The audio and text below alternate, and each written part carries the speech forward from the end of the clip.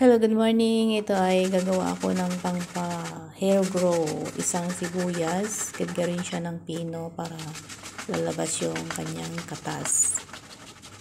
Kung gusto mong, lalo yung mga nalalagas ang buhok at saka yun, yung nakakalbo, kung gusto nyong mag hair grow, pagtyagaan nyo lang ganito guys, sibuyas. Isang sibuyas enough, tsaka yung olive oil. Squeeze mo siya.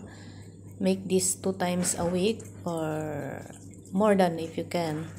Every other day pwede rin. Pagtyagaan lang natin guys para mag hair grow, tsaka lalo dito sa parts of Middle East hair fall talaga kasi init man yan. Init ng tubig, hindi mo ma-control kaya nag-hair fall. Ayan guys, lagyan nyo ng, after squeezing, lagyan nyo siya ng olive oil or yung any kinds of oil. Tapos kuha kayo ng cotton, ipahid nyo sa mga dito sa anit, scalp ba yun? Yan, pagtyagaan natin ganyan yun para maganda yung buhok at saka hair grow talaga siya. Effective siya yan guys, kasi nag-hair fall na naman yung buhok ko kasi mainit, minsan di ko makontrol yung tubig kasi alam mo na winter, kaya minsan di mo ma-control. Yan, ganyan lang siya guys.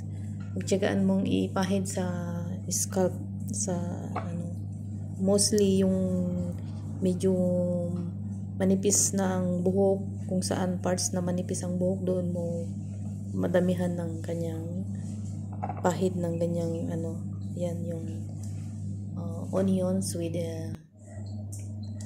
olive oil. Yan ang aking sikreto sa aking buhok. Kaya tingnan nyo guys mamaya after pahid mo yung olive oil with onions, yan, itali mo muna, hayaan mo muna after 30 minutes or 1 hour bago ka maligo para effective siya guys. Yan ang aking sikreto sa aking buhok.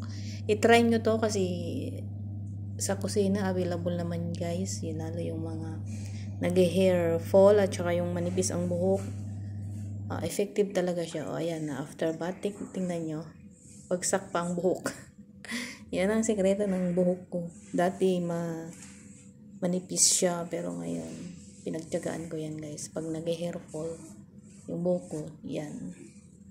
Thank you for watching. Hope you like it, at saka sana may natutunan kayo sa aking video about sa hair grow. Tiisin lang yung amoy ng sibuyas, talagang maamoy pero okay sa buhok at saka hair grow talaga. Positive talaga yan guys. Try.